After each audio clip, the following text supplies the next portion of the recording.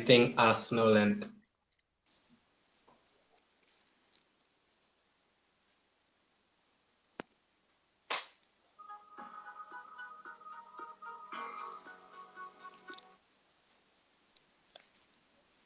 was I muted? Always hate when that happens. Hello everyone, welcome to the channel for everything Arsenal and everything football. Thanks for being here. I hope you're all doing well, and welcome to the match build-up for Leeds United against Arsenal. I have three special guests with me. I'll introduce the Arsenal fan first. Under me on the bottom, Zuhum, how are you? I'm good. How are you, mate? I'm good. Just glad the international break is over. Some really boring and annoying football. And I have two special guests, some Leeds fans, Arron and Big L. Arron, how are you? I'm good, buddy. How are you? Not good because of our last result, but let's hope we make it good after this game. And Big L also from the Leeds Fan Hub, how are you? Yeah, good, mate. Good. How are you? Awesome, man. Thank you, everyone, for joining Zoom, Arron, and Big L. And anyone in the chat, you can send in your questions and we'll go through them as we go on. And I'll start with you, Zoom. What have you made of our season so far? Are you excited for this game? No, I wouldn't say I'm excited. I don't think the first team you want to play is a team led by Marcelo Bielsa after losing 3-0 to Aston Villa. It's not any easier, and they've had their own struggles this season, but they seem just as daunting as Aston Villa would in different ways. So I wouldn't say I'm excited for this game, no. Awesome. And Arron, what have you made of your season so far? Are you where you expected to be, or are you like higher or lower than your expectations? Yeah, listen, I don't really look at the league table, if I'm being honest. I look at the league table after Christmas normally. I think, we've had a good start. We've had a couple of results which haven't gone our way. Obviously, the Palace game last time out wasn't a fair reflection 4-1, and obviously I'm sure you two have seen the VAR controversy which was caused by that. But listen, I think we've had a good start to the season, and I think we're on track to where we want to be this season, kind of mid-table. Yeah, and Big Lou, I have the results scrolling down the bottom. Any shocks? Which was your biggest result so far? I mean, the biggest shock, I guess, was us getting a point against Man City. But the most important result, you'd probably say, out of all of them was the smash and grab win against Sheffield United. I know they've not won a game, but they were at home. They probably would have been expecting, as a more established side in the Premier League, to be at least getting something from that game. So that was the result I was most pleased with, to be honest.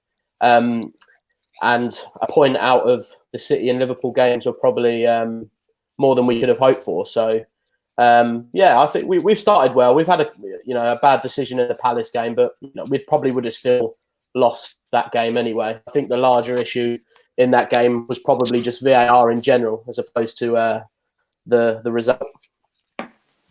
Did you expect to be in the bottom half right now, or did you expect to be in the top 10? Well, I'm slightly different from Arron. I do look at the table, but I don't look at the table at this stage of the season and panic. Aaron's right in that it doesn't really take shape properly until after Christmas. So I think if we're sort of 13th to 15th, 13th, 14th, 15th, I think that we're doing okay. As Leeds fans, our expectations need to be a little bit lower than they were. We were winning, obviously, a lot of games in the Championship, and we need to sort of back down to earth a little bit now and not expect to win as many. But obviously, they are more special when you do win in the Premier League, as you won't be winning as much as a team like we are due to the Prem. Yeah, how about you, Arron? Biggest results so far? Yeah, I totally agree with Lou. The draw against Manchester City. I don't know if you two watched it. It was like a game of chess. The way I've described it on LS11, it was like chess playing football. It was a tactical masterclass from both managers.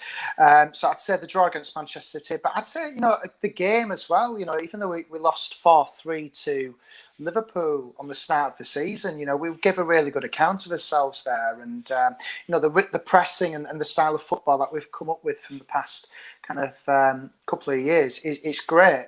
But yeah, I think I totally agree with Lou as well. The Sheffield United game was a good result for us. So yeah, we've had a good mix of results for us so far. Zuhum, what have you made of Leeds start this season? Did you expect them to be where they are right now? Or did you expect them to be higher? No, I thought they might be a little bit higher considering how poor the rest of the traditional top 6 teams. I guess we've struggled. Some of the bigger, no disrespect, some of the bigger traditional top 6 sides have stuttered and struggled in the first stages of the Premier League campaign. But I know for a fact that, okay, I can't say for a fact, but my prediction has always been that because of the bravery that they play with, I just expect them to be rewarded for the risks that they tend to take. They don't seem to back off any challenge. And obviously, yeah, they have defensive issues, but I mean, the effort with which they play with the belief with which they play with under their managers, it's fantastic to see. A lot of the times you see these promoted sides come up and they try and play expansive, they try and be proactive, and they get punished for it. And maybe Leeds, someone could argue that they have been punished for it this season so far, but I feel like it'll come good for them. It's just a matter of, like Arron and Lou say, it's just a matter of the table settling and the team settling themselves as well. So, but yeah, I mean, first of all, I just like to mention one thing about that Crystal Palace game. I was actually watching that game, and I genuinely thought that should you guys have equalized through Bamford, that game would have swung the other way. I just felt like, I understand maybe you have concerns. The rest of the game didn't necessarily go as well as you'd have liked, but I just felt like that goal would have changed the game for you guys. And yeah, man, you would have grown into the game with a bit more confidence, and you would have created more chances. And I think you have a top striker in Bamford as well. So yeah, I felt like it was really, really harsh. And how many times are we going to complain about VAR? How many times? It comes to crucial decisions like these, and a lot of people try and sort of justify and go like, no, Crystal Palace still scored 4, but that's not how games go. No. It changes. Goals really do change games in a very significant way, and I think eventually Leeds would have come out on top. Arron, you agree that I didn't actually look at that goal in detail. Do you think it was onside? It was onside. I don't even know what was offside. It was the most strangest decision I think we've all seen. I think it'll be the strangest decision that we'll see this season in the Premier League. But yeah, it was an unfortunate one, and I totally agree with you, man. There, I think if Leeds have equalised there, I think it'd have been a totally different ball game. We create chances. We create chances left, right, and centre to Leeds, and I think we would have just got over the line with that one. But again, Crystal Palace is a tough place to go, and they're a well organised side. They did the job on us, did Palace. But yeah, it's one of those, we've just got to get on and move on from it. Yeah, Lou, Zuhum says about bravery and promoted teams. Do you think that bravery has cost you guys a bit? Yeah, but I don't think that we were ever, even if we lost the first games against Liverpool and Fulham, even if we lost those games, I don't think the philosophy would have changed at any point. I think if you play a certain style, you have to stick with it. You have to see it through. If all of a sudden we turned into a defensive side and Bielsa started playing 5 at the back or this sort of thing, then we'd probably be losing hope. He backs his philosophy. He always has, and there's going to be some ups and downs. But like I say, wins are completely priceless in the Premier League, and I think more often than not, we are probably going to be okay in this league when you look at how poor some of the teams are. So although the table hasn't fully settled, I wouldn't expect the bottom four to change too much over the course of the season, to be honest. Arron, how about you? What have you been more focused on, the fact that you're scoring a lot of goals or the fact that you're conceding a lot? Well, we talked about this last night. I'm concerned with the goals that we're conceding. You've got to have a strong, kind of back four. And I think we've kind of got to get used to this with Leeds. We've got used to it in the Championship where we will create chances and we will score goals. But I think for us this season, we have got a concern with the goals we're conceding. I definitely think VAR hasn't been helpful to us because we've had 4 VAR decisions which have turned into penalties or sending offs or whatever. That's what's kind of killing us at the moment, because obviously last year in the Championship we had a really good strong defensive record with somebody in particular, Ben White, who's down your end, down in Brighton now, and he was a key person. But we've got Robin Koch, who's just equally as good, German international defender. But yeah, I think for us, because it's a new defensive lineup which we've kind of got in Koch and Cooper, we're just waiting for them to kind of click. And I think when you watch them on Sunday, you will see what I'm on about here, that they're learning from each other and they are getting better. I think Lou would probably agree with me there. Yeah, we have some good defenders. Robin Koch and a settled defence, really. These are guys that play, minus Robin Koch. The other 3 guys have been playing with each other for 2 years in that defence. So I'd like to think they'll come good eventually. But the tactics are different for every game. It all depends how we set up, if it's a back 3, a back 4. So yeah, it'll be interesting. Yeah, Zuhum, do you wish you could go like the Leeds direction and go all guns blazing in every game rather than having 0-0s and 1-0s? Oh, haven't we done that for the past 15 years? But definitely not in the last 3 months. Yeah, I know. Look, you'd rather lose, I don't know, 4-3 to Liverpool than the way we've been losing to Liverpool, where we kind of go in with I wouldn't say fear, but too much respect. And I always commend Leeds for the bravery that they play with. So many times have you seen Arsenal play against the top 6 sides, and they just show teams so much respect, and they just lose their identity in that particular game, and suddenly we're doing things we're not even good at, like defending. So it's really frustrating.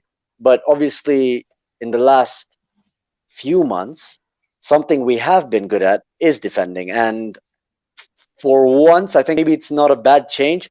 I just wish it didn't have to come at the expense of our attack. But I think regardless of what we've done with our defense, our attack was always going to struggle. I've had a lot of time to think about it. And obviously, we talk about it online on our podcast. Arsenal need to figure out a way to attack. Of course they do, but before they even do that, they need to have the right personnel. Mikel Arteta, for example, mentioned in his press conference, or maybe it was an interview, I'm not entirely sure, but he mentioned all these creative players that we've lost in the last few months, in the last couple of years, and we haven't really done much to replace them. So it's only logical that we'll struggle from a creative point of view. So I don't know. I can't say I can't say Leeds are doing it right. I know you're not suggesting that. Yeah, I'm not suggesting that, and I wanted to give this one to Arron. Would you rather play the Arsenal way and have 0-0s and 1-0s and sure, that's something wins? They want to fix immediately. Say is, yeah, one thing I'll say, these guys, these Leeds fans have had a lot more fun watching their team than we have. So yeah. Yeah. That's a huge kind of thing, and I'm loving hearing what you kind of think of Leeds. But if in the first year under Bielsa, that was hard for us. To kind of the way we lost the playoff, we were just literally burnt out. But yeah, I think you're kind of right. For me, we don't do 0-0 draws. For the last couple of seasons, and I did this before we came online.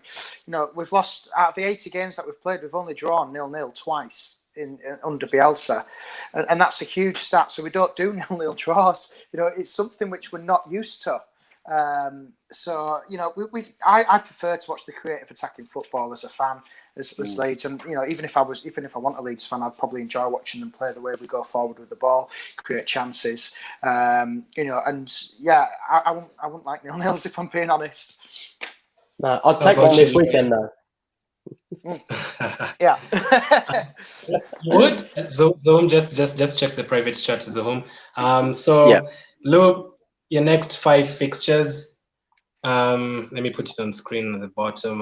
How many points are you expecting to pick, and how many do you want you guys to pick? I can see you have Arsenal, Everton, Chelsea, West Ham, and Newcastle. How many points are you hoping for from those 5 games? I'd take. I mean, it's hard to be realistic. I have this over optimism all the time. There needs to be a couple of draws in there. We need to be looking at 7 points from those games at the very least. The wins are more likely to come against West Ham and Newcastle, but if we can start this weekend maybe with a point, but it's very important. As optimistic as I am, I can't see us getting 3 points away at Chelsea or Everton.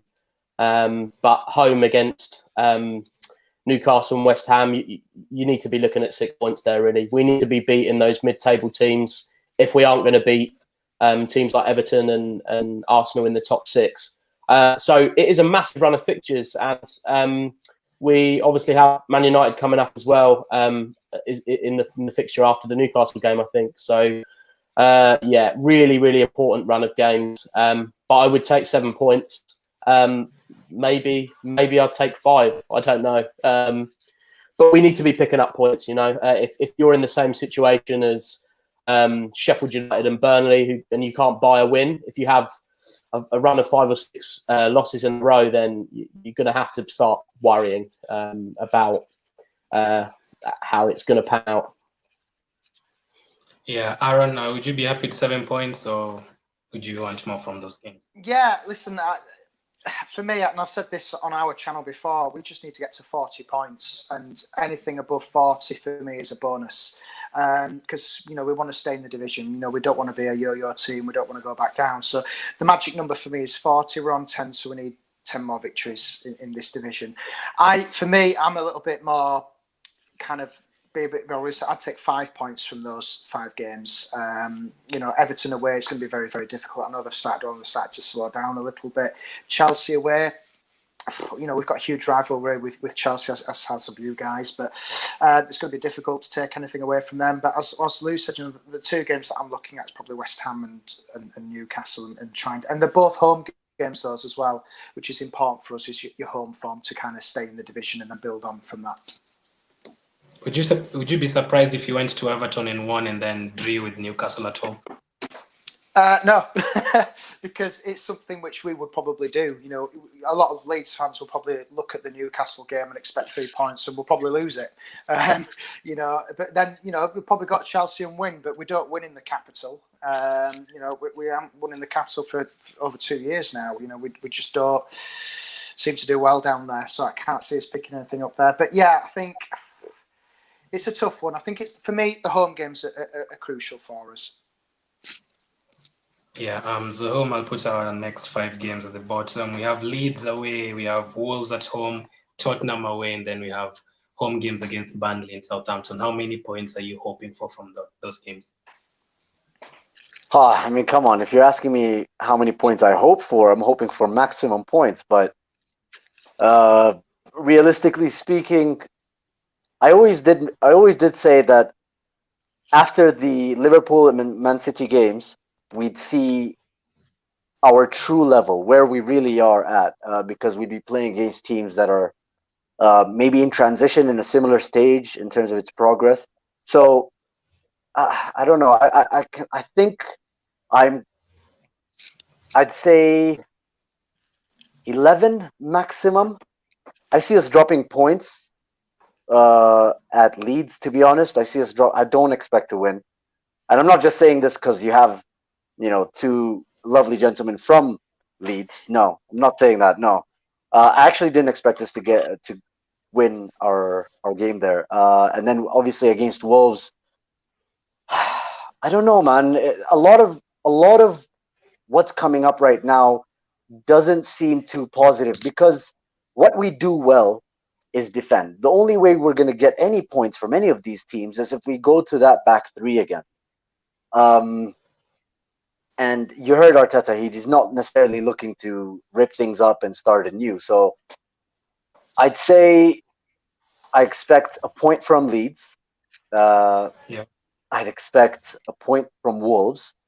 There's Spurs in the mid there, so that no matter where we're playing and no matter how bad our form is, I expect 3 points. And then Burnley, the only reason I expect 3 points this season is because I think, they've been really, really poor. Traditionally, or rather in the last few years, they've sort of replaced Stoke City as this big, hard team that, relies on its aerial strength and physicality. But they've been so poor that I expect us to win there. And I expect a draw against Southampton. So I'm not entirely confident in this run of fixtures. And I think it's... Sorry? Go ahead. Yeah, so I just think both clubs, Leeds and Arsenal, have a bit of a tough run in the next few weeks, and it's going to be interesting to see how they hold out. Yeah, Southampton and Leeds are obviously going to be the toughest games for me. I think they're both tougher than Tottenham. Let me ask you, Arron, let me come to you first. How impressed have you been with Bamford this season? Has he ever been like this, or this is a shock to you guys? Listen, I'll give you two opinions here. I'll give you a Leeds United opinion. I'll give you my own opinion. I'll go my own opinion first. I've always rated Patrick Bamford. The work he does off the ball for the team, defensively and going forward, is outstanding. He works so hard for this team, and I am one of the minor supporters of Patrick Bamford, as he was in the Championship. Many Leeds fans will be quick to get on his back if he doesn't finish and take his chances. But listen, the guy, is his first real season in the Premier League. He's scored a hat-trick against Villa. He's scoring goals for fun, and he seems to be enjoying himself. And a lot of Leeds fans, you'll hear it on social media, they'll jump on his back straight away. But the work he does off the ball for us, if you just watch him primarily on Sunday, you'll see what I'm on about there. He does so much for the team. But yeah, I'm a secret Bamford fan. I'm not gonna lie about it. I really like him. What do you reckon, Lou? Would you agree with me?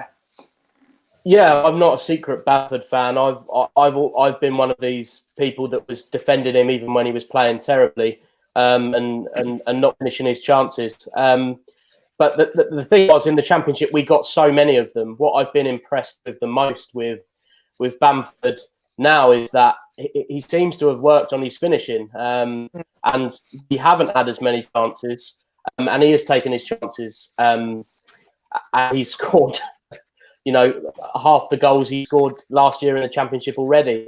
Like you said, his work rate is incredible. What he gives to the team in other ways is not enough for some people, but it is for me. Even in games where he's not at his best or maybe not getting service, he's so imperative to the way we play football.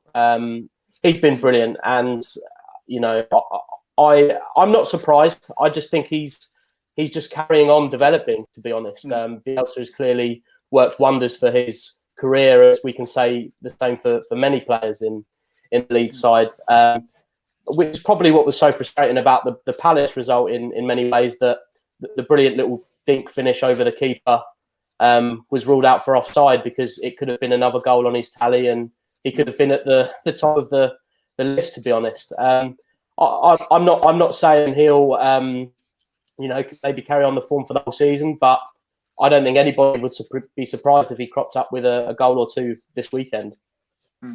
The way he didn't put his head down, like after being disallowed a goal, like he went immediately and got another one, got that hat-trick away to Aston Villa, got a goal away to Liverpool.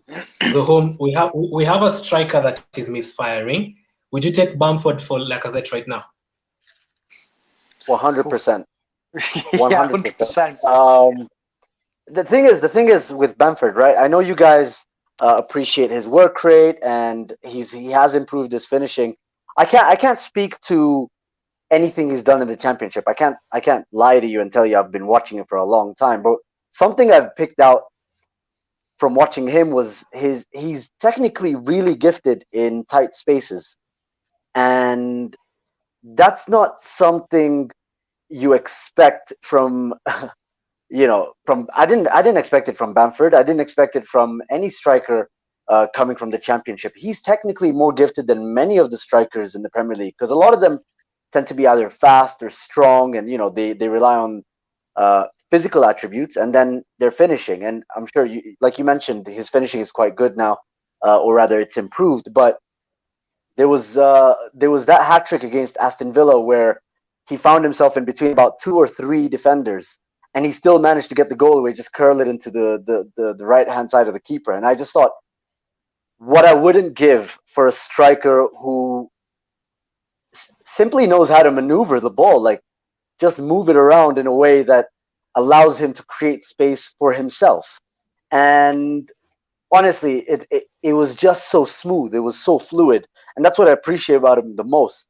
Yeah, of course, any striker could improve in terms of how clinical they can be, but that's something I really appreciate about him compared to someone like Alexander Lacazette. And that's the thing. Does he not Lacazette work right now hard? is being asked. Excuse me? Does Lacazette not work hard for your team when he's No, not he does. getting the ball? No, he does. He actually does. He works very hard, but sometimes, honestly, he's. It looks like, what's the phrase? Is it leaden foot or leaded foot? It just seems like he's wearing really heavy boots that make it so hard to control the ball. And I know right now we're not a functional attacking side, and of course, many of our players will improve once Arteta manages to improve how we attack. That's true. But I just can't help but picture Bamford in some of these situations that Lacazette finds himself in, and wonder how much better he would do, because he just seems like he has a softer touch, and he seems braver. Some of the chances that Alexander Lacazette has missed so far, you wonder if he could have been a bit braver. And I just feel like Patrick Bamford would have offered a bit more commitment to the cause. He put his body in the way. So I really love Bamford. I genuinely love Bamford as a striker, and yeah, it's you guys are lucky to have him. Would you guys be interested in a swap deal, maybe? No? I wanted to ask that next. I would. I wanted to ask Aaron, if you're offered Lacazette for 25 million, would you take him? Yeah, yeah, absolutely. I'd rather having Ketia back, to be honest. Yeah. No, Oh yeah, I get a bit for you guys, by the way. Yeah. So Lou, would you have him back? Would you like Lacazette? Would you like take him for 25 million? Yes or no? I was speaking to my friend who's a Man United fan, and Lacazette wasn't playing a great deal towards the back end of the season for you guys last year, and he was potentially someone that maybe even you guys were discussing as somebody who might be off, and he was the sort of player that I thought maybe possibly if we were going to spend money might be someone along with a player like Olivier Giroud, who was out of contract and out of favour.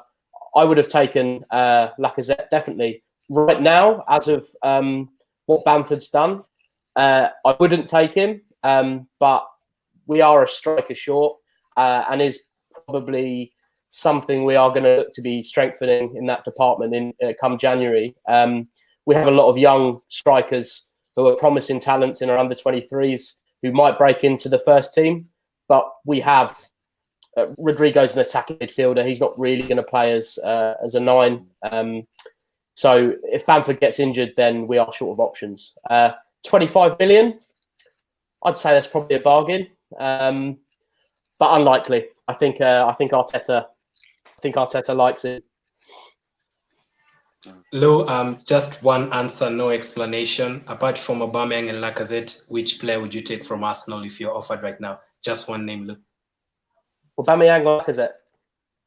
Oh, apart from them. Danny Ceballos.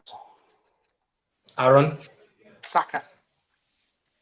Zuhum, who would you take from Leeds apart from Bamford? Helder Costa. Oh wow. Okay. So Arron, Yeah, next topic. Which? Yeah. Go ahead. Okay, go ahead. Okay, so I just want to quantify this because I feel like we miss out on a direct midfielder, someone who runs, and I know he plays on the wings quite a bit, but he seems so direct and purposeful whenever he does get on the ball. And we miss that right now. We don't have someone who takes on people and isn't afraid to do so. You see Nicolas Pepe, who we spent 70 million plus on, and when he does it, he always seems like he's always second guessing, and he's lacking confidence. But Helder Costa is the player I would take, apart from Bamford. Obviously, Bamford first. Yeah. I've thought he's been very good this season, and even when he was at Wolves, very unlucky with the own goal last time out. Lou, apart from Bamford, which players impressed you most for you guys this season? Probably Robin Koch. He came in quite quickly. Normally Bielsa teams come in and take a while to adapt, but he was straight in the team, and he's going to get better and better. Arron? I'm going to say Rodrigo. Wow, Rodrigo. After the Liverpool game, how annoyed were you that he gave away that penalty? Yeah, it was, but again, it's new division, new club. He was kind of thrown in from us when we signed him, but yeah, against Villa in particular, he played really well. His pass for Bamford, I think it was for his third or second goal, was just world class. For me, he looks dangerous on the ball as well, and he's got the ability to create something. He creates things out of something of nothing, and he's just got that little bit more quality. So I'm really happy with him at the moment. So I want to ask you the same question for Arsenal, apart from Aubameyang hasn't really impressed anyway. I know your answer. So who has impressed you the most this season? I know he's a defender. Yeah, that's been our strongest point this season. So it has to be Gabriel. Obviously, El Neni is a worthy mention because he's come back from loan and he's sort of won his place back at Arsenal. But it has to be Gabriel. At 22 years old, Brazilian center half. I don't think he speaks English up until now. And then he just seems so suited to the Premier League because of his stature, because of the way he plays, the way he sort of marshals that defense. But at the same time, he's so good on the ball. I mean, he has those kind of passes, those line-breaking passes, progressive passes, and it's just really nice to see someone come and play with that dominance, because we haven't had that kind of centre back in a while. Rob Holding's never been that. Shkodran Mustafi, no way. Socrates, who came from Napoli, Greek god, but no. David Luiz coming from Chelsea as well. I don't think any of our defenders command that penalty area the way he does. And of course, it's a bit easy to look good when most of what you do is defend, but I still think he's done what he's done really, really well. And yeah, that's the defender I'm really impressed with. And like I said, at the age of 22 years old, he can only get better, man. He's nowhere near his prime. So yeah, I can't wait for him to settle in, get a proper team that actually attacks well, because it would only accentuate how we look going back, how we defend. So Gabriel, man, I don't know. What are your thoughts on Gabriel, guys? Arron? Any one of you? Yeah. It's all right. I've seen Arsenal a couple of times this year, and yeah, it's not bad. I think with Arsenal, you've got to look at you've got a young manager. He's trying to build something, and it takes time. To build what you want to do, and you've got some good players there. In him in particular, he knows what he's doing. I like him. He's decent. He does a job for you. As a true Northerner, you want somebody to go out onto that pitch, play for the shirt, and do what he needs to do. If he does that, you should be happy with what he does. That's just my opinion. Fair play. Awesome. Let's get into the game now. Lou, I'll start with you. First, what are you expecting from this game? How are you expecting you guys, or how are you hoping you guys approach the game, and how do you think Arsenal will approach the game? I think we'll approach the game how we approach every game. We'll be there to win. We'll be trying to win. What I'd like to see is a fast start. I'm expecting a fast start and an early goal. And when I say early goal, could be us, could be you. It could be one of those situations where we start well and score ourselves, or we start well, don't take our chances and get caught on the counter. I'm expecting goals. On our stream last night on LS11, I predicted 3-2 Leeds. That's my optimistic hat on. It could be 3-2 Arsenal, could be 4-2 Arsenal, could be 4-2 Leeds. I'd be very, very surprised if there is less than 4 goals in the game, to be honest. But like I said, I would take a point. I doubt it would be a 0-0 point, but maybe a 1-1 or a 2-2 is possible. And with the fixtures we have coming up, I'd take a point all day long. Any gamblers out there? Lou has told you clearly nothing under 4 goals, so go for it. Arron, what do you expect from the game?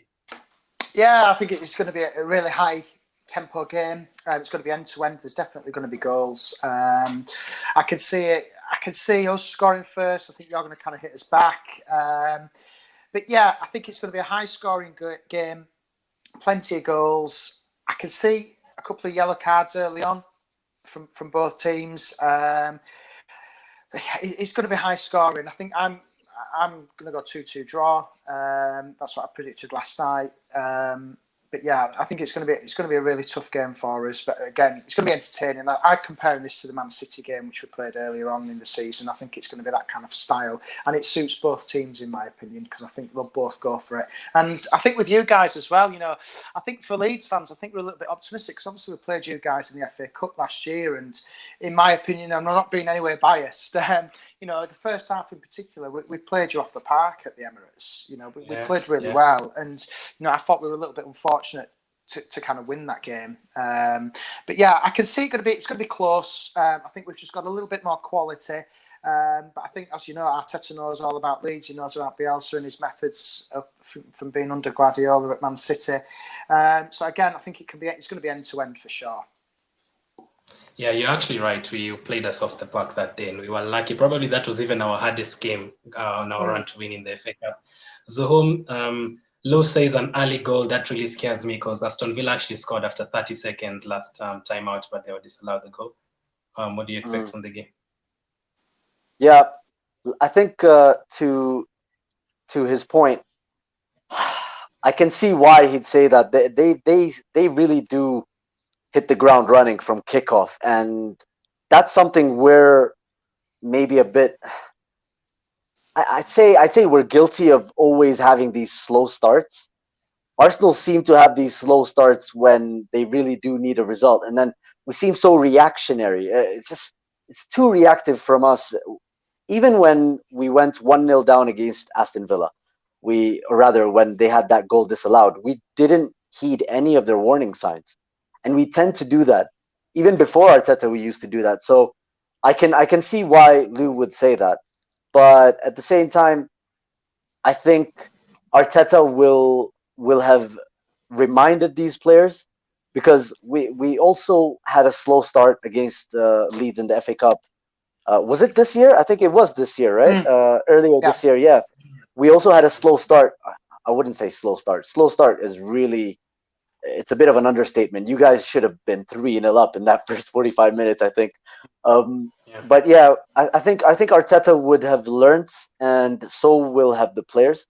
However, I do expect this to be an open game, but because of how we're not creating chances, I still expect Leeds to actually win the game.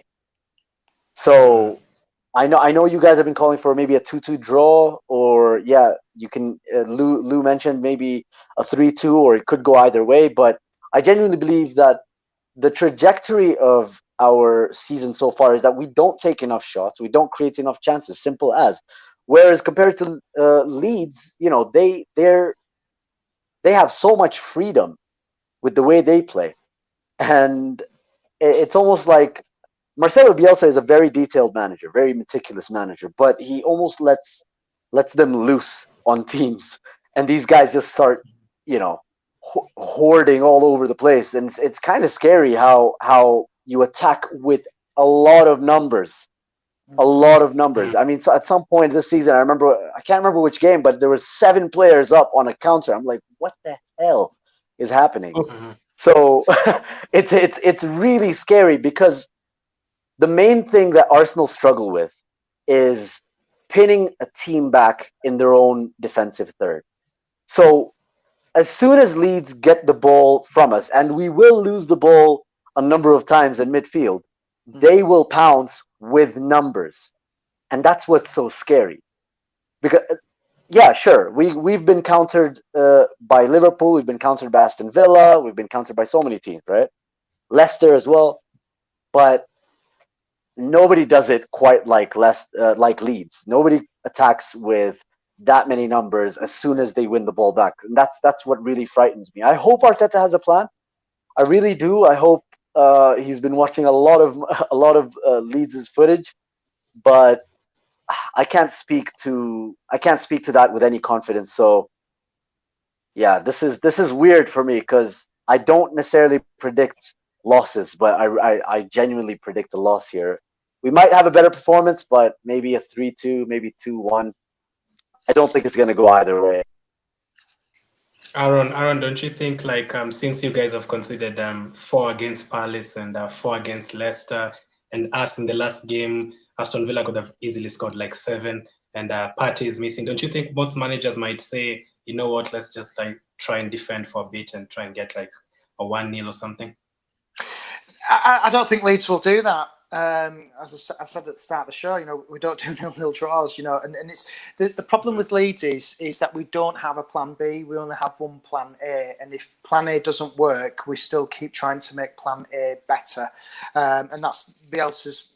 It's his philosophy. It's his style.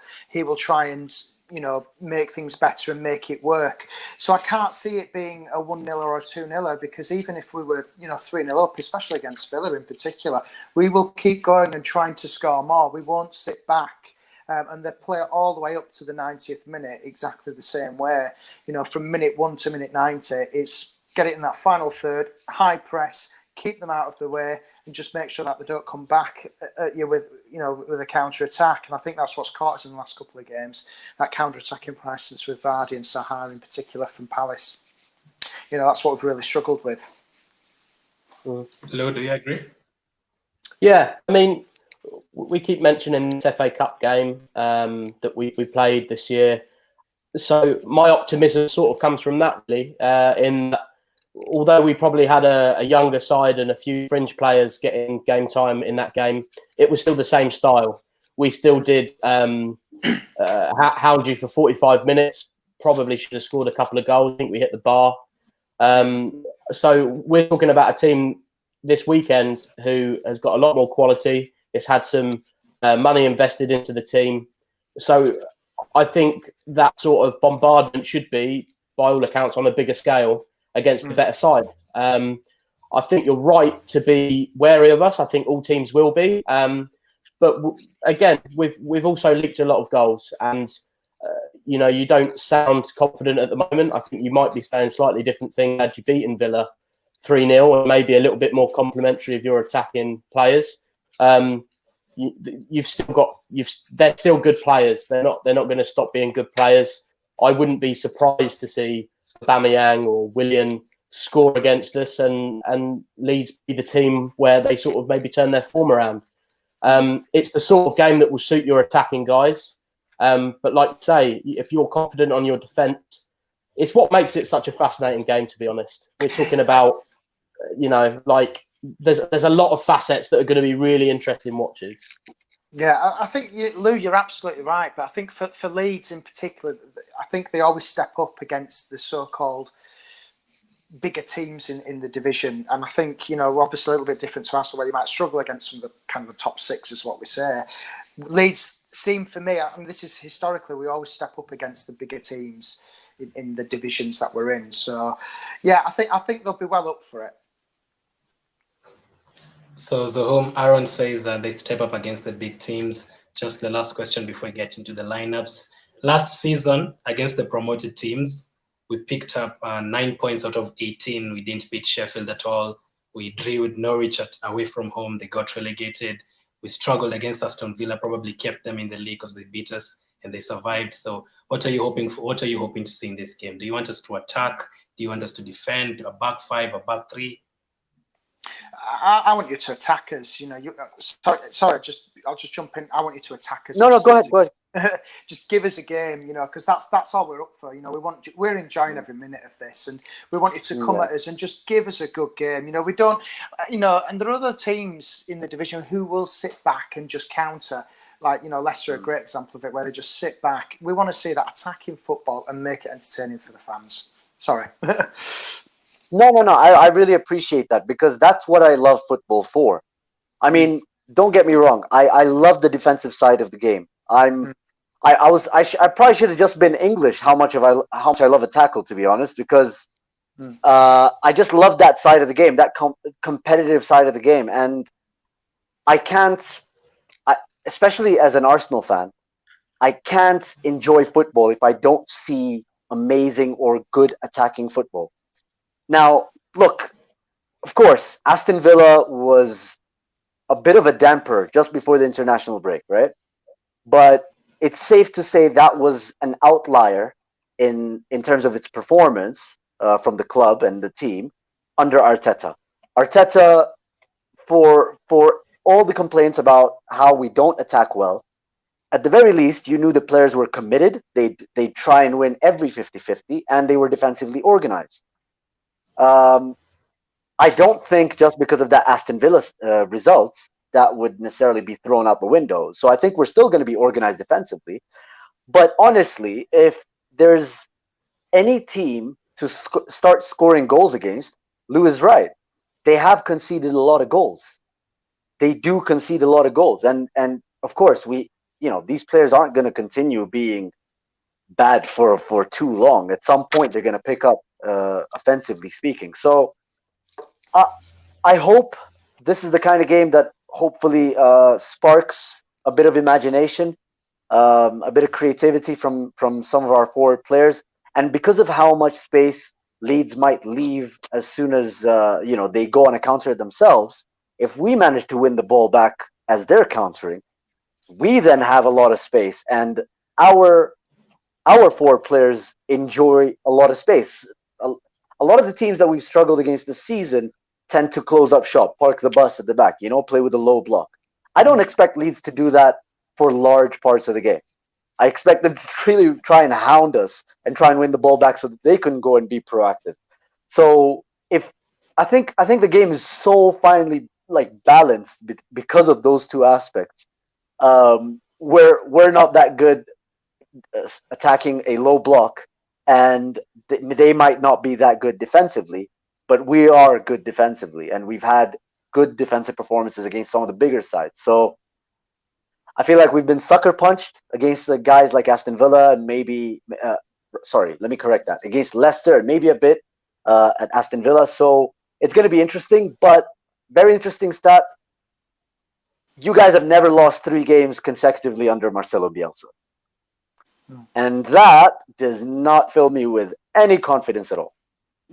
No confidence. Honestly, it just speaks to how meticulous your manager is and how he holds your players so accountable. He doesn't allow that. He doesn't allow for that complacency. And it's a credit to him, but at the same time, that's a massive stat. I know you always get these random stats once in a while, how, and they're a lot of the times they're just based on history. So of course every game is a bit different and whatnot, but I think that's a massive stat for me. You guys have lost 2 games in a row, never lost 3 under Marcelo Bielsa, and I don't think you will this particular game. I just wanted to ask you boys, are you slightly concerned about the injuries that you have and a couple of the guys? Because Leeds are a team who have probably been, mostly the squad has been working together for the last couple of weeks. Not many of our lads have been on international duty. I saw a couple of players. Aubameyang, probably the highest profile one, spending a night on an airport floor or something like that. There's going to be a few guys maybe fatigued. Saka, who is obviously one of your better players so far this season, he's been playing a lot. Thomas Partey's injured, which was announced today, wasn't it? Are you guys concerned with what sort of maybe a slightly depleted squad against that? You want to take it first, Zoom? Yeah, sure. Thank you. Yeah, I am, because I can see what Arteta is trying to do. He's trying to move away from players, and I'm not berating them. No, I'm just explaining my opinion of them. He's trying to move away from limited players such as Granit Xhaka, who are good, but there's always a but whenever you're describing it. There's always a but when you're describing someone like Dani Ceballos. They are limited in different ways. And right now, the players that he trusts the most, Mohamed El-Neni, COVID, obviously, and Thomas Partey, the injury, of course. Those are our two best midfielders currently. It is because it's a massive disruption on what Arteta is trying to build with. And now he's going to have to play with, let's just call them the B team, some of the players from the B team, and he's going to have to build from that. But at the same time, he's done bits with these particular players. So it's not like they can't perform well. They can. But you guys have had that continuity. Let's just say that. Your consistency with the same players. We haven't. And I just wonder how much disruption that will cause. And I think that's one of the biggest reasons I'm not as confident going into this game. If we had Thomas Partey, Mohamed El-Neni, Aubameyang nice and fresh, and maybe even Willian okay, Willian just, he kind of just went to Dubai, but that's a separate Arsenal internal issue. Don't worry. Look at Glenn shaking his head. But yeah, I genuinely believe we're gonna struggle because we're gonna play with these second string players, and it's gonna be interesting to see what Arteta does to sort of, I wouldn't say paper over the cracks, but maybe in terms of the patch up job that he has on his hands. So it's gonna be very, very interesting. Yeah, Lou, that's why I wanted like a Burnley right now rather than a Leeds, because you're right about Saka. I think he played 90 minutes in like a week in 3 games. Aubameyang sleeping in an airport. Willian going to Dubai. Pepe arguing and saying he isn't playing. He's sad about not playing. So many problems with Arsenal. For me in this game, I was hoping to see a back 4. But now since Partey is out and El-Neni is out, we are being forced to stick with the back 5, which could actually work for us. I know Zuhum says that the midfield is kind of a B team, but that is the same midfield that helped us win the FA Cup last season, Shaq and Ceballos. So maybe if they play well, I don't know about you, Zuhum, maybe if they play well and we win like 3-0, will it stick with them and keep El-Neni out for a few weeks? I don't know, but we have to wait and see. So I want Arron, you to give me your starting lineup for the game. What might I see? So for Leeds, I can't see many changes. I can see a couple of changes. So I'll go for Meslier in net for Leeds. Ayling, one of your old boys, Koch, Cooper and Dallas. I'm glad that Phillips is back for us. He's a key player for us in that central defensive kind of midfield role. And I think he's going to be a really important key player for us in this game. So Phillips in that role. Costa, Click and Harrison. Rodrigo in the number 10 role. And then Bamford up front. I know that Lou. I think it's a toss-up though between Costa and a Brazilian called Rafinha for us. I think he could play. For me, I'd probably stick with Costa. I know that Lou's got his different opinions on that though. Yeah, well, that squad that I agree, Arron. I think that will be the squad. I think Rafinha should be in there instead of Costa. That doesn't mean to say Costa has done a lot wrong. I think when Rafinha has come on for us, you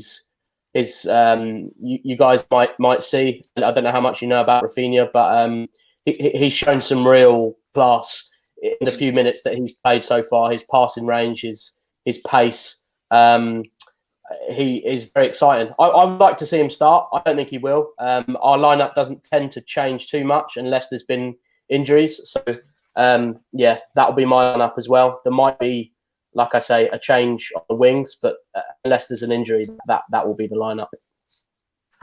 Just a point on Rafinha. Sorry, just a point on Rafinha. He seems like a great passer, like you mentioned. He seems technically quite good, but he's also a big lad, isn't he?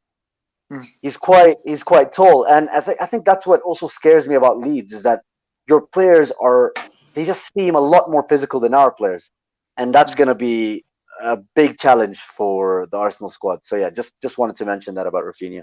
We spoke about this yesterday, that the physicality and the fitness, it used to hold us in really good stead in the Championship, because we were fitter than so many teams. We'd score after 75, 80 minutes so many times because teams were blowing. They were so tired. I can't say the same for the Premier League. I think all teams in the Premier League are really fit and really physical. And it's not really, it's such a basic requirement for the Premier League. It's not really something that a team should be getting one up on.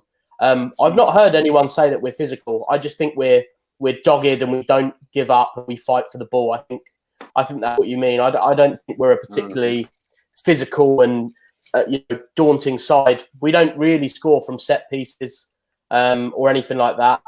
So yeah. Okay. Arron, my next question was going to be, which player do you think Arsenal should watch out for most? Obviously, Harrison played very well against Liverpool. I remember Klitsch scoring a penalty against Fulham. He played really well in that game. Which player will stand out for you guys in this game? Calvin Phillips for me. He's obviously back from injury.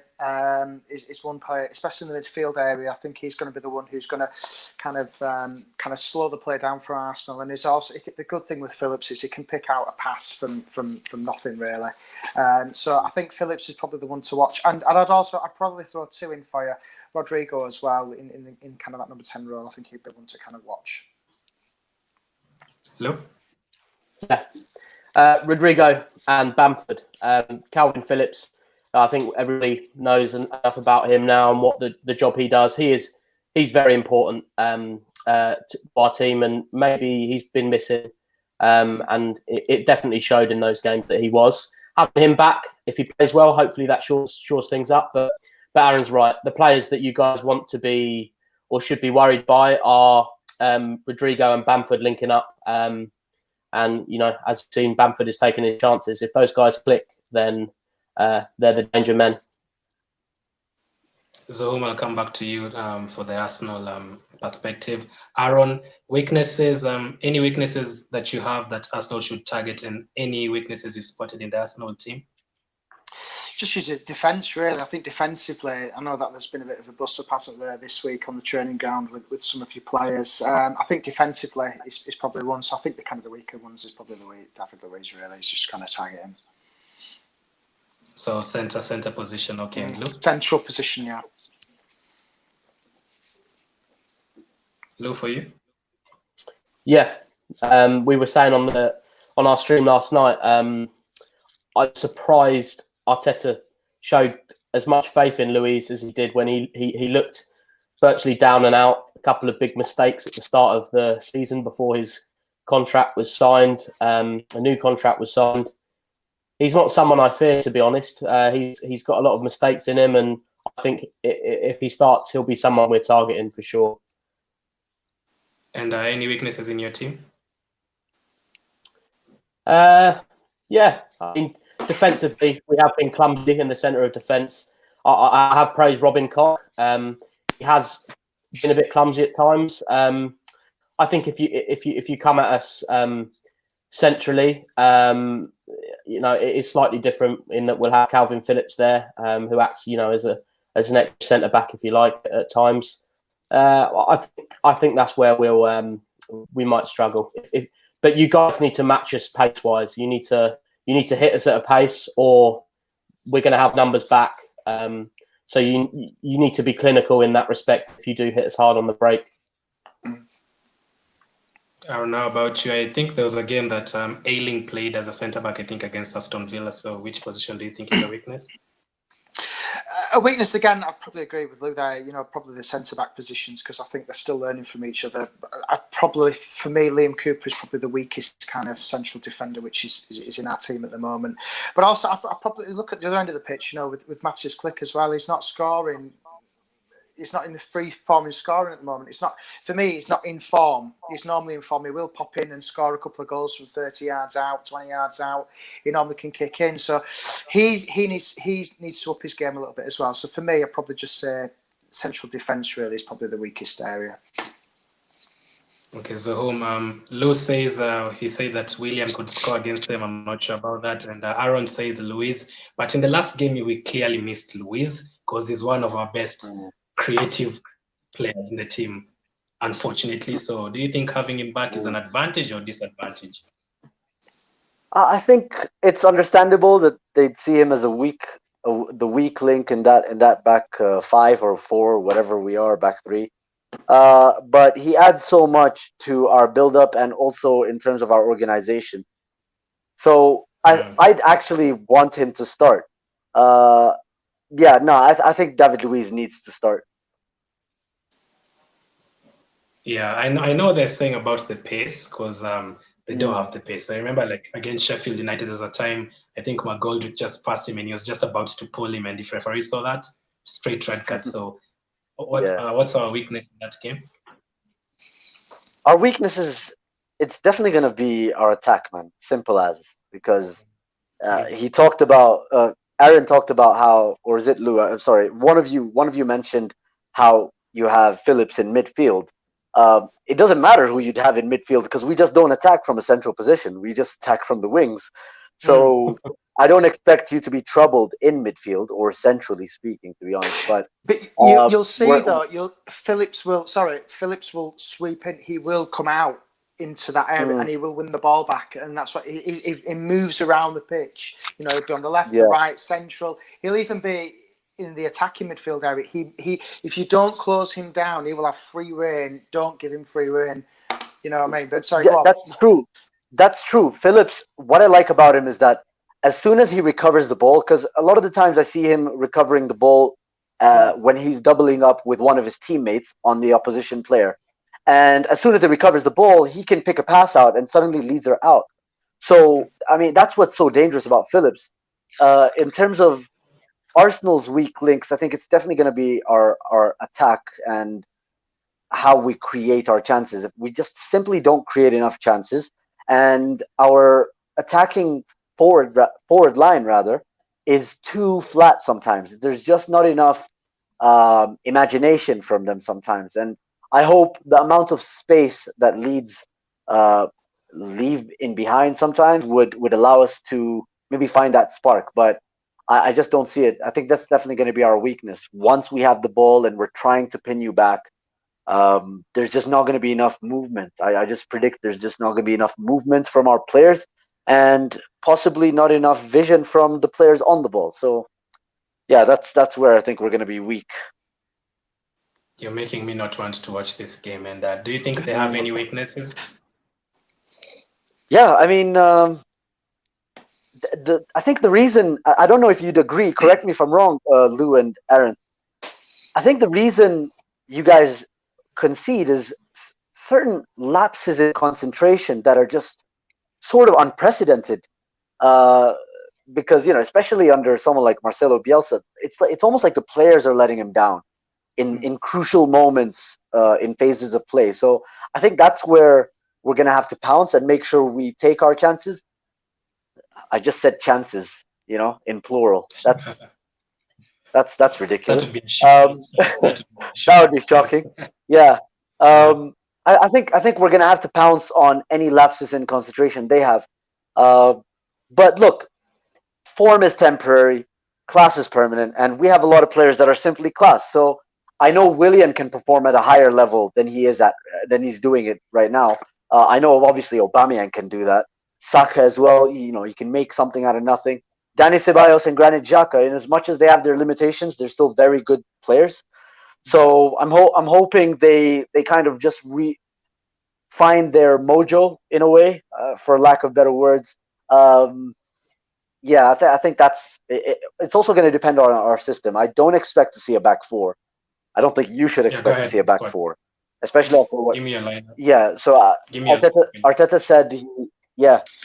said he wouldn't rip things up and start afresh, but I expect us to go into a back 3 Kieran Tierney, I know he's played a lot of games for Scotland over the international break, but I expect to see him as that third centre back, and then Gabriel and David Luiz. At right back, I expect Bellerin to start, or right wing back, and then at left wing back, Bukayo Saka. So I'm expecting just to go with a similar side that played in the FA Cup, essentially. In midfield, Granit Xhaka and Dani Ceballos. And up top, I'm not entirely sure. I want to see Lacazette up top, but I think that's what we're going to expect to see. Lacazette, Aubameyang, and a surprise inclusion for Pepe on the right wing. So you drop Willian?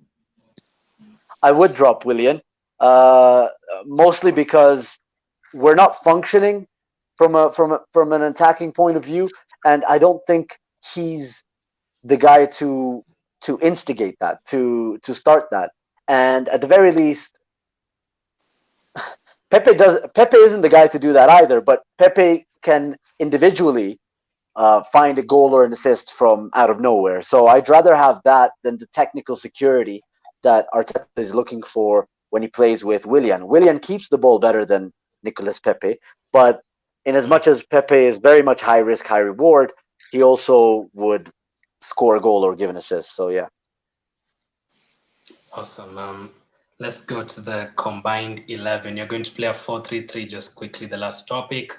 Arron, I'll start with you. Who would you have as the goalkeeper? Because your young goalkeeper, has been very good the times I've watched him this season. Yeah, I'd probably stick with the keeper. I was Ilhan Meslier for me. He's learning, he's developing, and I think he's getting better and better. He is one to watch in the next 10 years. He's going to be up there. So yeah, I'd stick with Meslier. Lou, would you have him over Leno? I think Leno's had a good start. Mellier's positioning's been a little bit questionable in a couple of the goals. So no, I'd have Leno. Wow. Zuhum, tiebreaker for you? Yeah, I choose Leno as well. He's a young keeper, the Leeds keeper. Sorry, he's a young keeper, and he didn't necessarily cover himself in glory with that Helder Costa own goal, and I think he still has a lot to learn. But if we're talking based off form, it's still difficult to choose between them. So I'm just gonna go based on overall quality, and I just think Leno is actually one of the best keepers in the world. So yeah, I'm gonna go with Leno. Awesome. People in the chat, by the way, we are not considering the players who are injured. Okay, we are considering the players who are injured, so you can even mention Partey when you come to midfield. Right back, Lou, I'll start with you. Ayling, Bellerin. One of our most improved players is Luke Ayling. He's somebody that you guys he was released from Arsenal when he was 18, so maybe some of your fans may remember him. I think he'll be a big feature this weekend. I think he'll have a big game. And for me, Bellerin, good player, but Luke Ayling is getting better and better, and he'd definitely be my first choice right back. So whom do you agree? I have both players in my FPL, and I know how good Ayling is. Is very, very good, especially against City. There's a goal he should have scored against City when he just drove forward. Like, would you have him over Bellerin? Yeah, I would. Look, I'm not taking anything away from Bellerin. He's just come back from a major knee injury, and he's sort of finding his feet, but he still has these iffy moments, like just lapses in concentration, where he does cost us points. Him and Willian on that right hand side. He did that against Liverpool. He did that against Aston Villa. So it's something that's happening with an alarming frequency. I wouldn't say it's hell, but yeah, it's a bit worrying. So based off of that, I also considering how Ayling is taken to the Premier League, I just expect, especially this, right? This is someone who's left Arsenal. He's going to come back to bite us in the rear. So it just happens. It just simply happens every single time. He might get that goal that you were looking for against Man City. Glenn. So yeah, I Arron, choose Ayling as well.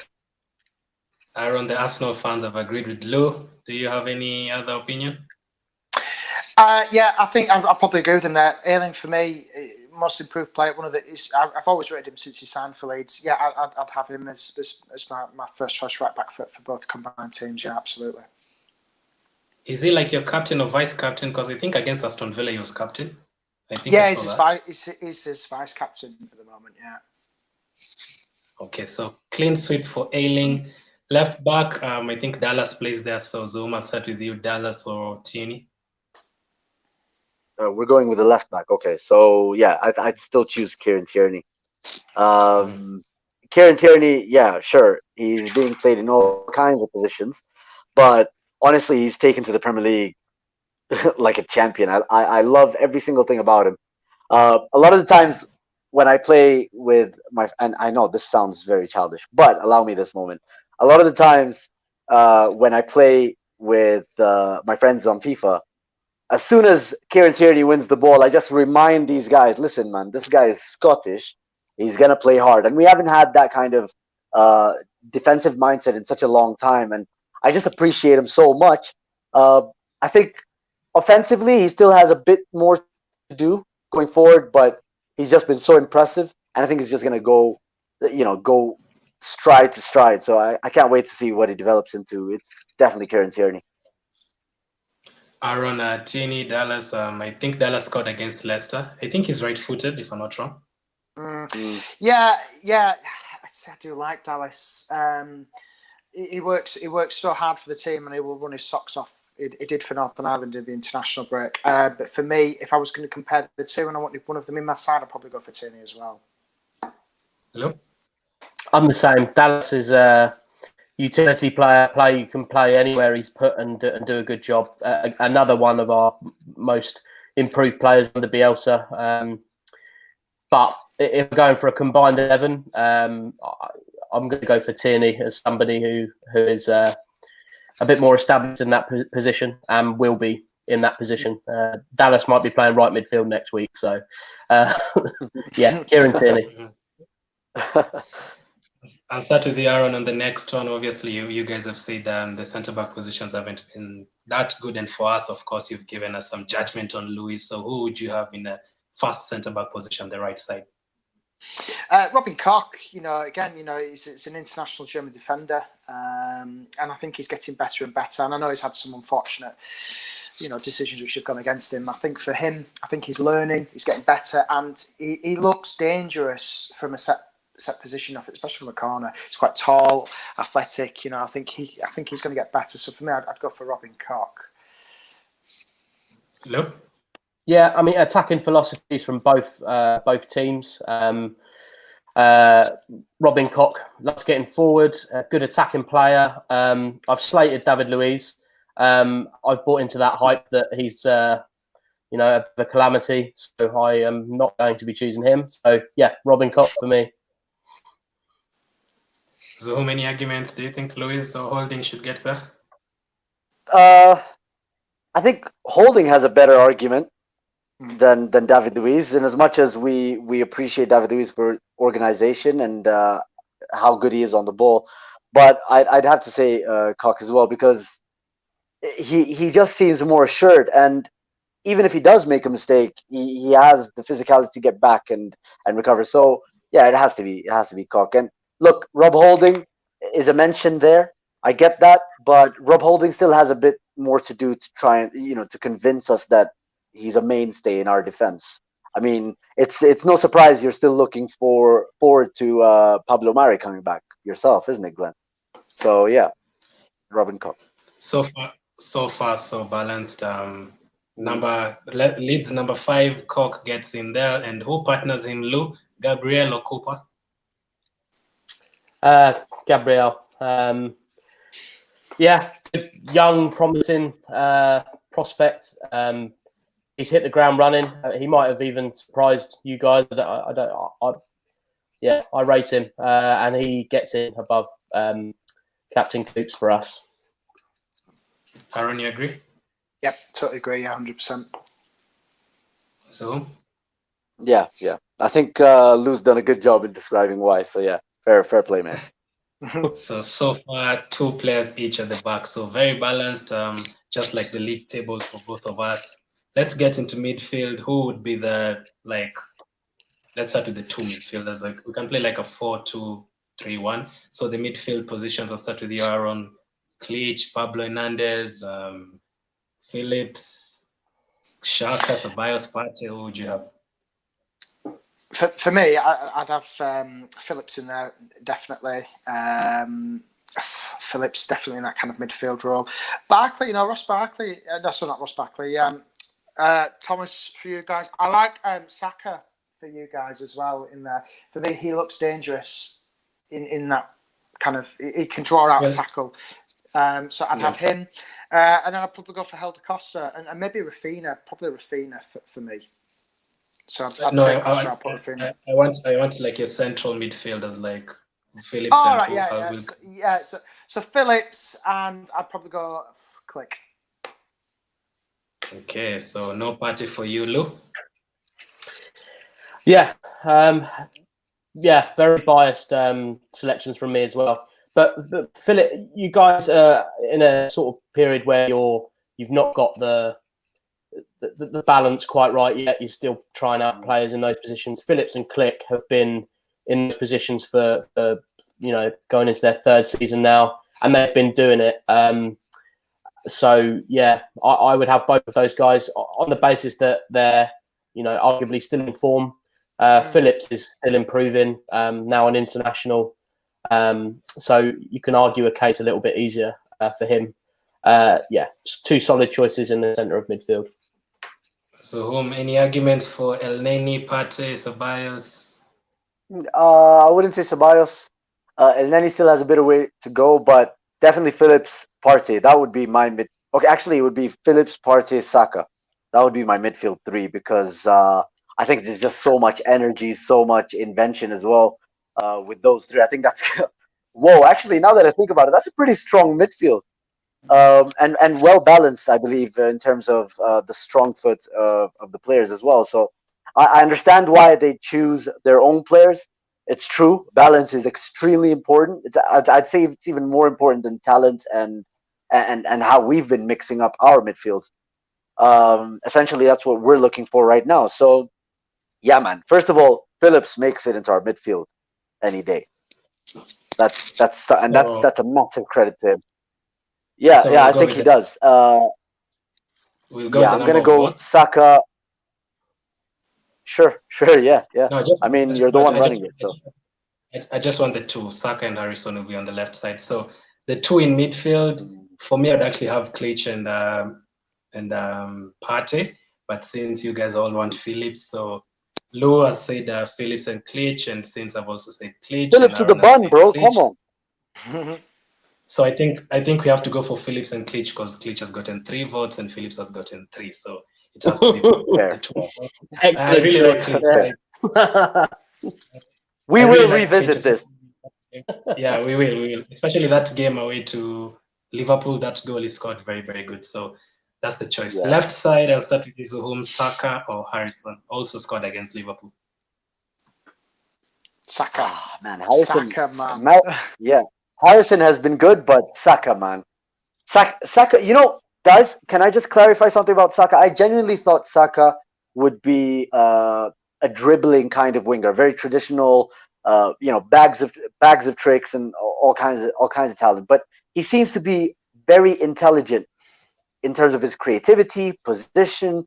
Harrison has been fantastic. You have to commend him, but it's definitely Saka for me. Lou, you agree? Yeah, and I absolutely love that Harrison. I think he's brilliant, and he's exactly what Leeds are about. But Saka has been absolutely brilliant. Exciting player to watch, and I haven't had anything else to do, so I have watched the England games. I've been really impressed with him. I like him.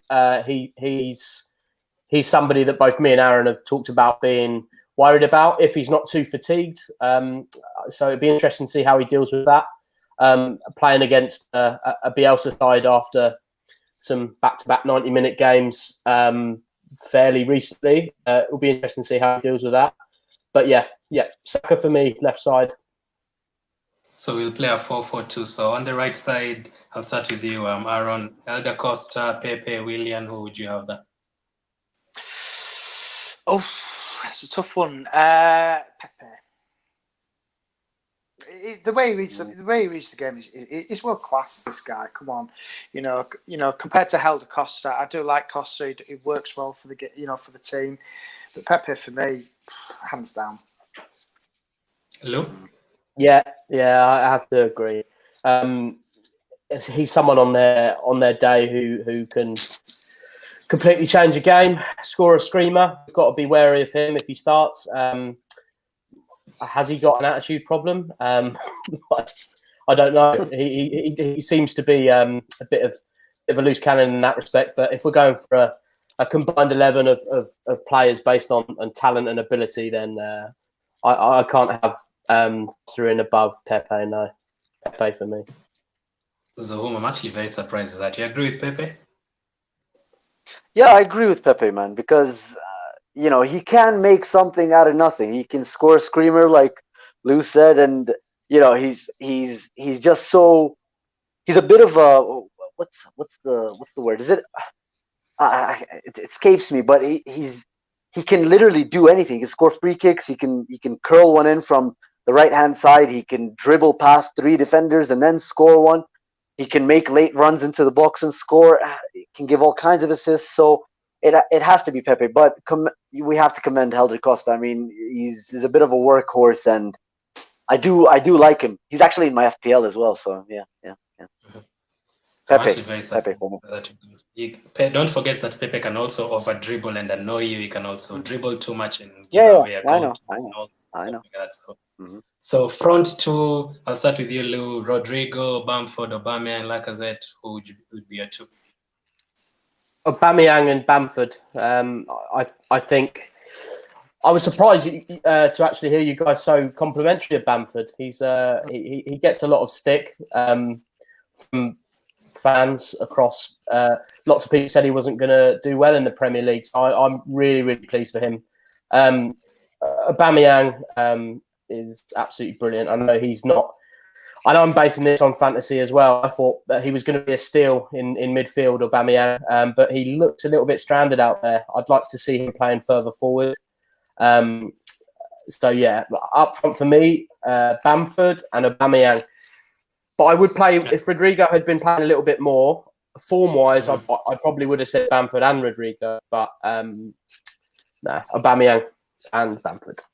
When the time I was making my FPL for game week 1, I was like, I need to get Rodrigo in, because I was like, all the goals he scored for Valencia, he has to be in, but he didn't actually start the first few games. Arron, would you have him with Aubameyang or Bamford? Who would be your choice? Yeah, I'd probably agree with Lou there. Probably Aubameyang and Bamford, because I think Bamford could complement Aubameyang up front. You know, as combined as a 2. You know, he holds the ball really well, does Bamford, and I think he could probably chip him in. So I'd probably have him as number 10 and number 9. So yeah, I think Bamford and Aubameyang. So I have to agree with the lads, man. I'd imagine if Aubameyang was told, you're gonna start up top with Bamford, all he has to do is just stay on the shoulder of the defenders and make runs, and Bamford will pick it up and just do bits with it. He's just so good when he's receiving the ball in those pockets of space between the midfield and the defense.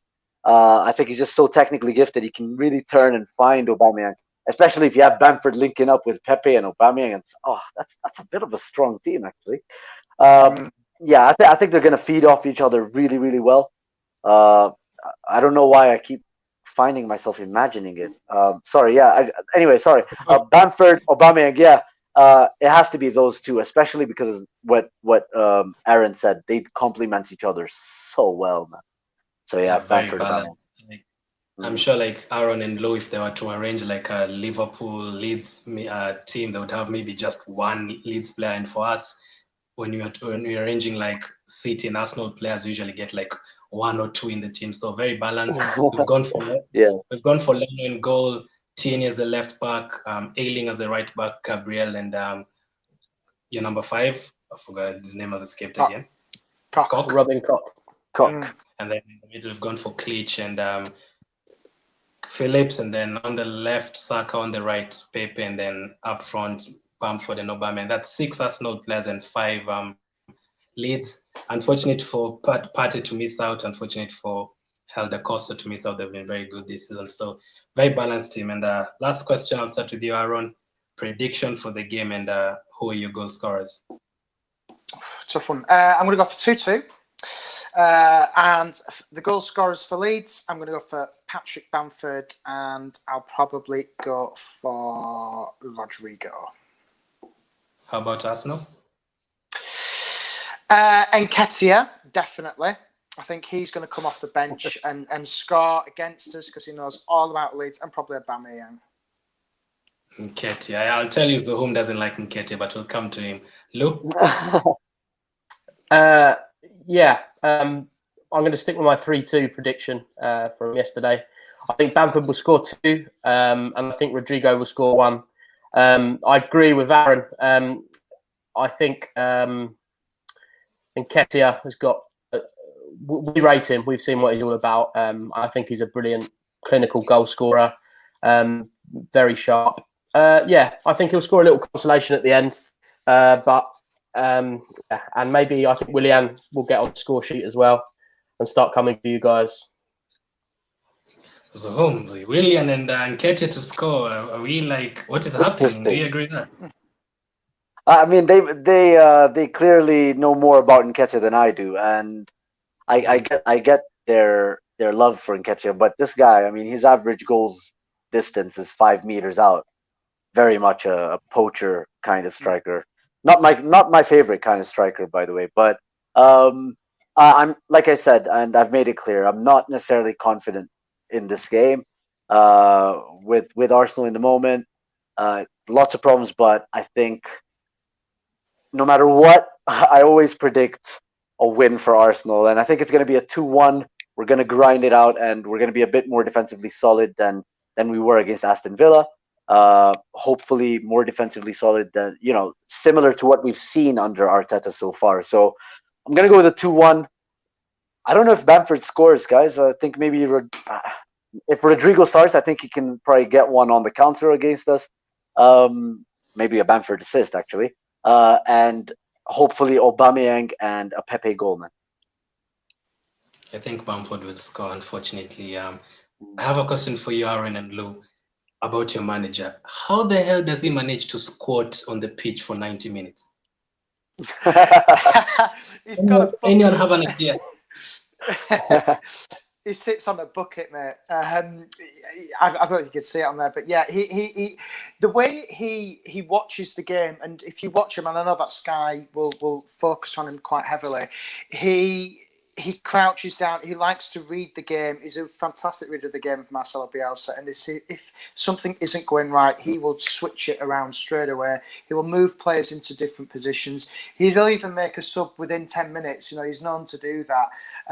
But yeah, he sits on a bucket, and to answer your question, which is quite famous up at Ellen Road.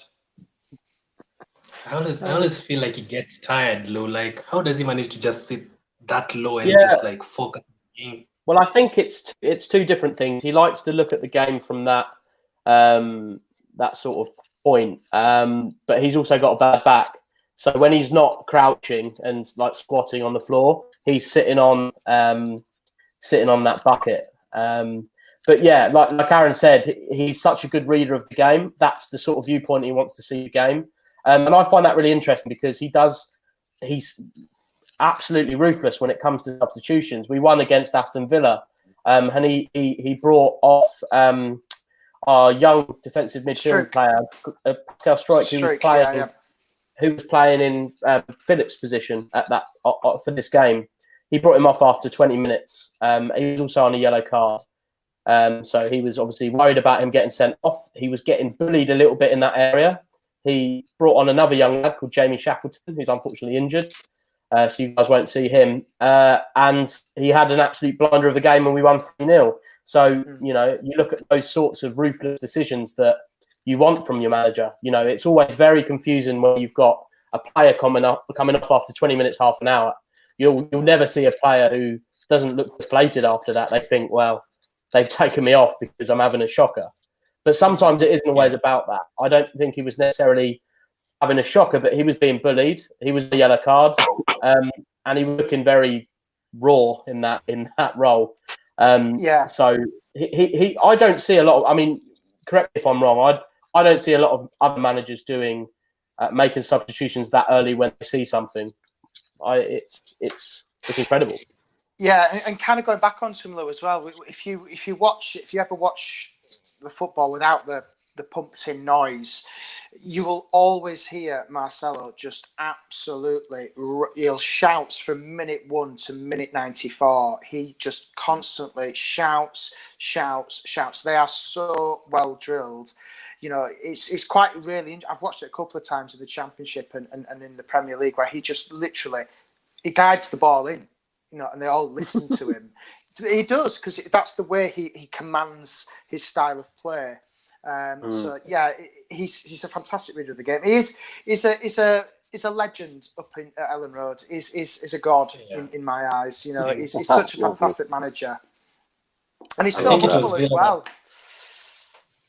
I think he let Villa score a goal. I'll never forget that. They were just like, what?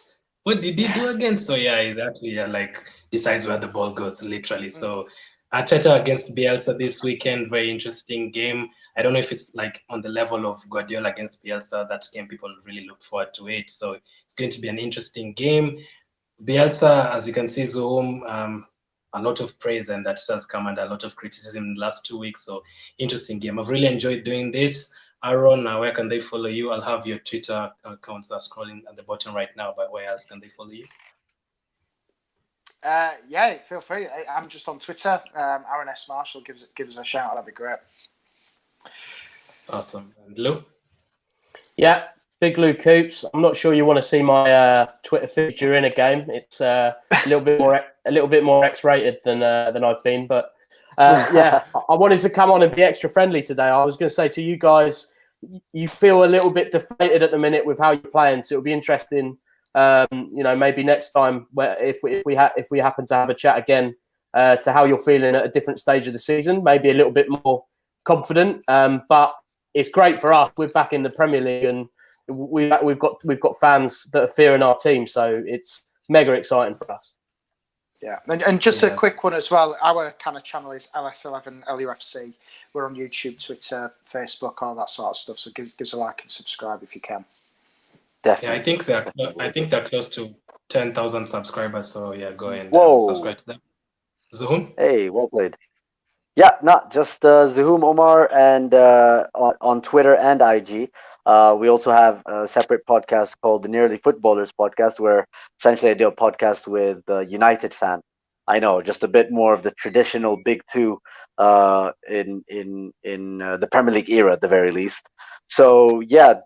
Also, I just want to say I don't get to speak to a lot of Leeds fans. I'm not as well connected as Glenn, for example.